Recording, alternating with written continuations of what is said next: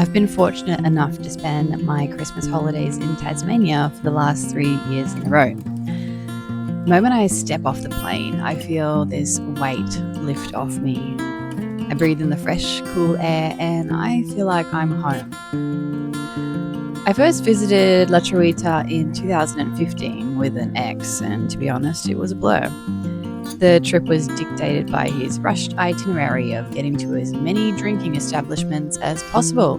Don't get me wrong, I love a drink here and there, but this was a full-on dependence to him, and I tried to keep up, landing me in a state of poor mental health and physical health. Anyway, enough about that. This time around, my trip to Tassie was special. I was heading down there to actually inspect properties. I am very aware that house prices in Australia are skyrocketing at the moment, and I could see them getting away from me and becoming unattainable. So I had to simplify my strategy, and I decided that I just wanted to purchase something to get my foot in the door in the Tassie market. Then with the idea of being able to eventually move down there and find my dream acreage property from there. So after spending some time with family and my friends, I was off on my road trip to circumnavigate the island. I was quite nervous about it actually, and I didn't know what to expect, so I filmed as much as I could, and here you go, come along with me. How neat it is before I get in there and ruin it. Since he fixed you, Mum. I started my Tasmanian road trip today and I am travelling up the east coast. I am hoping to get up to a place called Lagoons Beach, something like that. But I've just had to pull over and just take in how pretty this water is. Like, it's insane. It's also a beautiful day. Like, the sky is so blue and the water is just epic. Like, look at this.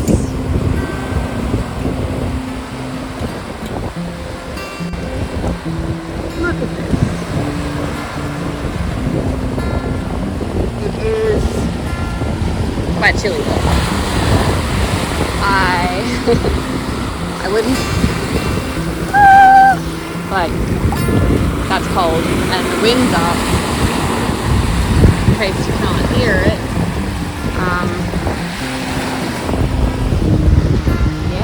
So I just wanted to get out and just stretch my legs a little bit because I just ate the grossest fish and chips for lunch and only a little bit of it because it was gross and it made me feel gross, so just wanted to get a little bit of movement in. But this is my first little bit of my my vlog. I hate that word, but I guess that's what I'm doing. Just showing you my little road trip on my little house recon. So let's see how we go. Hopefully you can even hear this because it's so bloody windy and I've probably got my hand over the microphone. So I'm pretty good at this. Now I could be wrong, so please correct me, but I think this island here is Mariah Island, and Mariah Island is like kind of like a Noah's Ark for our wildlife here. They have plenty of people living on it. It's open for tourists, and they're just trying to keep feral cats, feral animals off the island, and just have like a little sanctuary, especially for the Tassie devils, because of these breeds. And funny story, not funny at all actually. They set up this little rehabilitation thing for the Tassie devils over there and released them onto the island, and because there were currently no other predators on the island, the Tassie devils completely wiped out the little penguin population over there, so that's nice. Anyway, there's lots of wombats over there. I've been there a couple of times. It's very nice.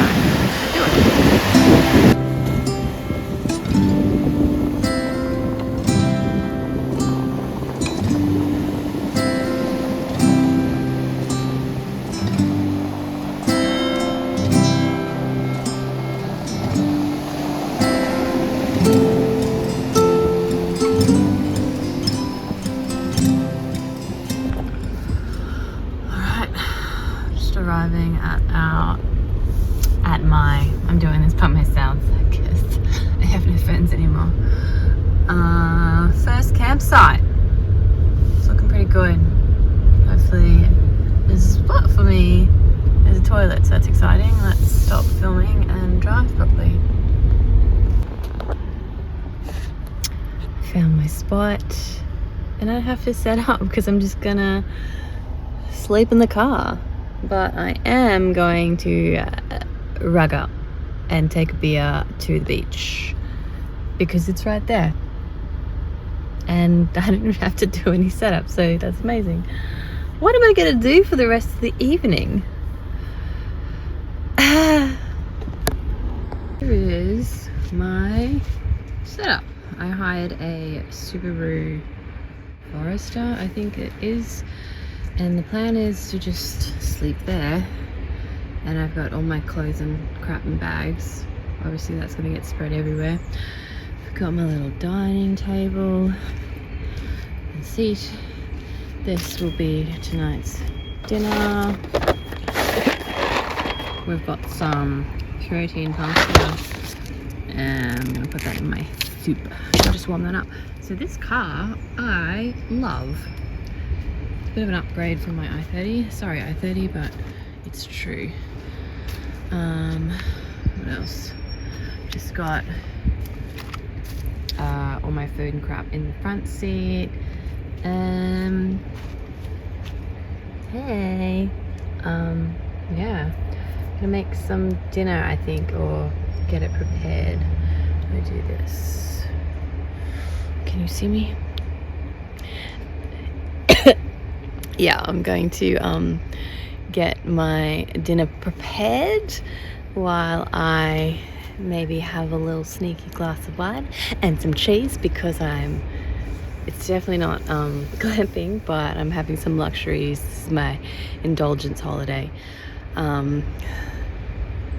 Yeah, the toilet situation is kind of gross. There's a couple of drop dunnies and there's no toilet paper and no water, but I knew about that. But this is free, so what do you fucking expect? I mean, what do you expect? Yeah, so first night solo camping, I am a bit apprehensive, I guess, but I think it'll be okay. I'm prepped. I didn't want to sleep in a tent because I felt a little bit too scared to do that, but I think I feel safe enough if I can just jump in the car and lock it up, and being in Tasmania means it's cold enough to sleep in a closed up car. Hopefully there's not too many mozzies. Anyway, I'm gonna get into my dinner.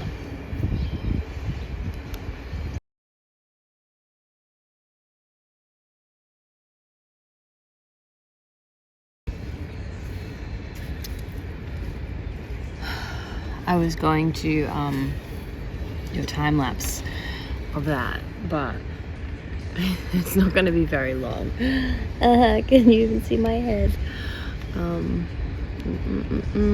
There we go. But this is my sick little camping stove. I bought it a long time ago now. I put it on the plane and she was fine. I just couldn't take this on the plane, and I just bought one down here. So I'm really happy with it. What I will do, I think I'm gonna cook this. I just chucked some pasta in it to up the protein a little bit, and I think I'll just turn it on and then maybe turn it off. I think it boils really fast, so I'll just get a little bit of water.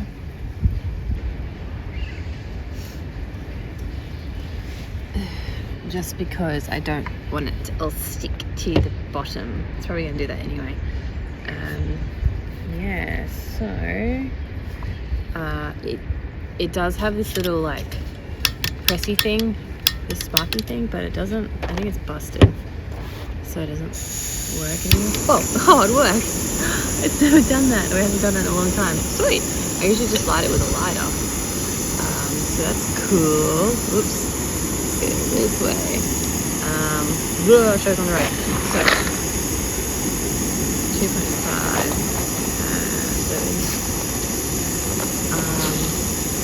So it's called a jet boil for a reason, because I think it's like a jet burner kind of looking thing, but that's already steaming.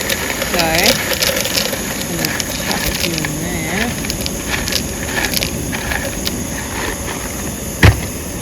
And then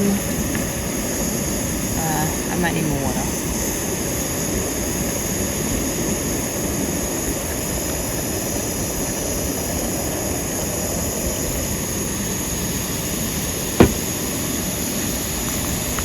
So I thought I'd just put this in there, let it heat up, and then put a lid on and just let it sit for a little while. And it smells kind of gross. Oh, that looks disgusting. That's a lot of food. It's supposed to be one serving. Right, mate.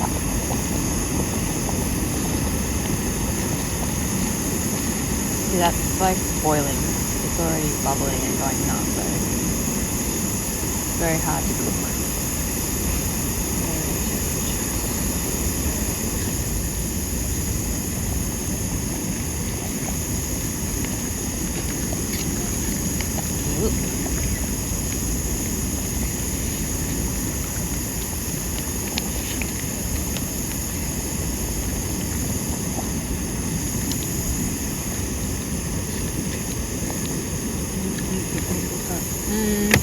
Okay.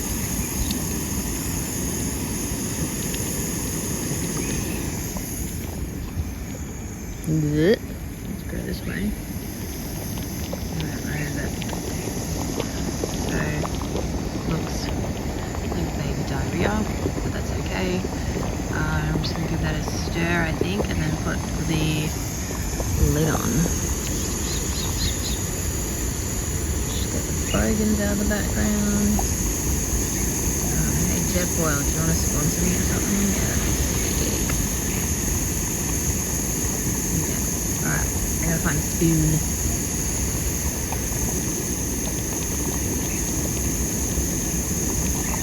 Oh yeah.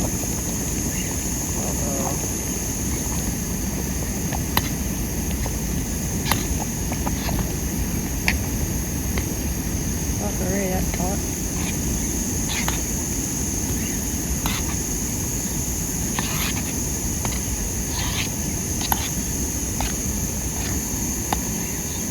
Yeah. So I'm just going to turn that off now because I think that it's like full steaming, it's boiling. It's really quick. And I think I'll just let that sit and let the pasta soak up all the yum yum goodness. Okay. Yeah, it's not too bad. Alright. In the meantime, I'm gonna have a little bit of cheese. Cheese and crackers. Oh, alright. Stop. No, stop.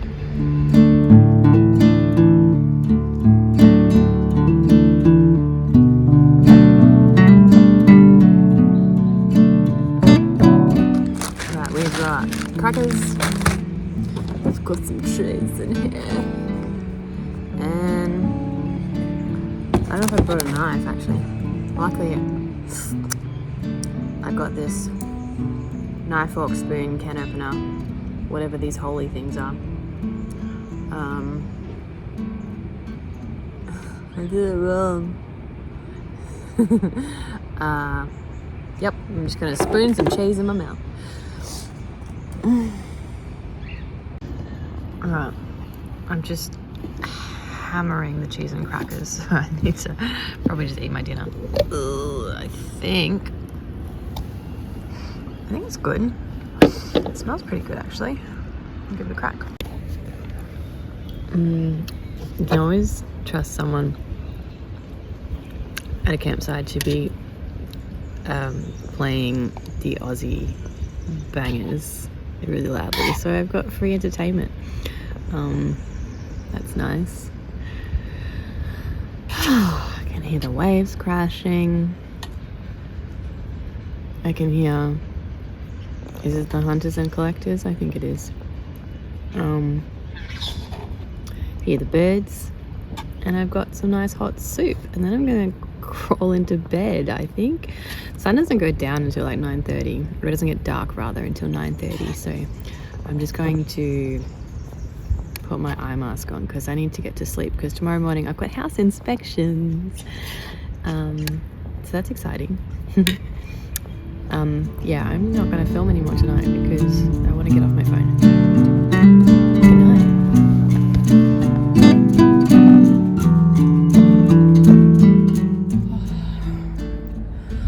Okay, it's the next morning. I slept like absolute trash last night. And I got a text from my brother this morning to say that there was some big aurora australis.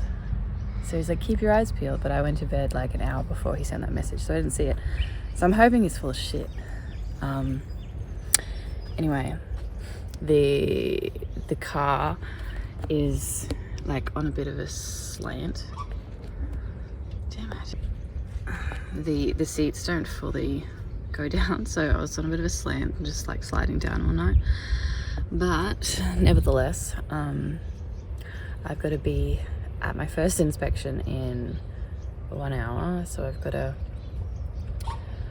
freshen up somewhat. There's only the toilet here, there's no water, so I've just got changed into the same clothes from yesterday, and I'll make myself a beverage for the road and try to, I don't know, figure out breakfast later. I feel good. I guess I don't have to go to work today, that's nice.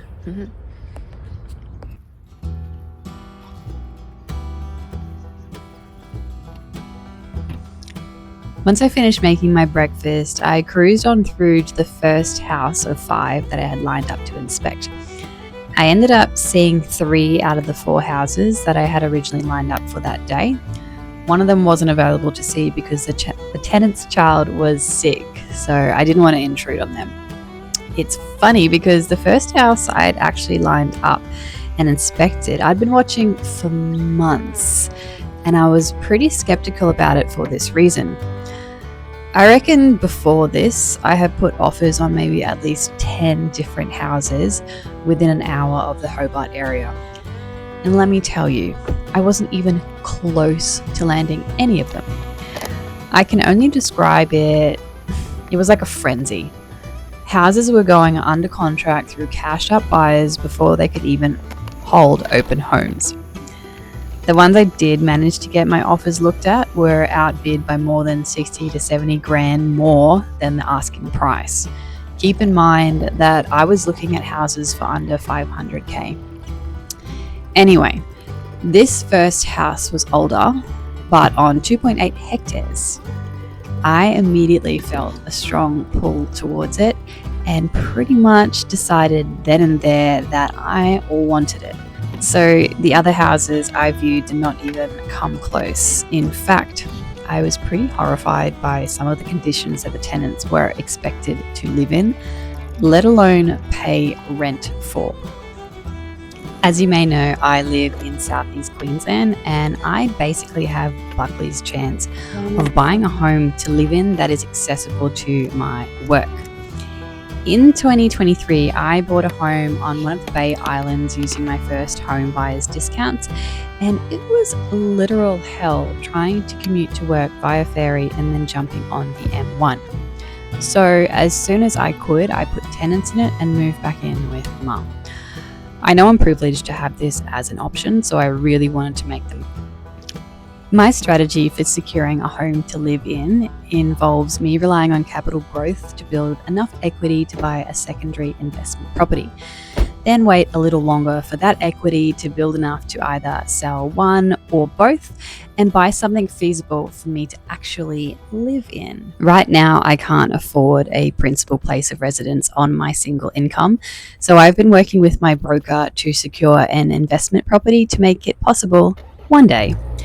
It's a pretty daunting process and one that was completely unthinkable for me, 5 years ago. So if you've got any questions, ask away in the comments section. I have more to show you of my road trip and some other sneaky peeks, but that will actually have to happen in my next video. So remember to like and subscribe to stay tuned. You're coming with me.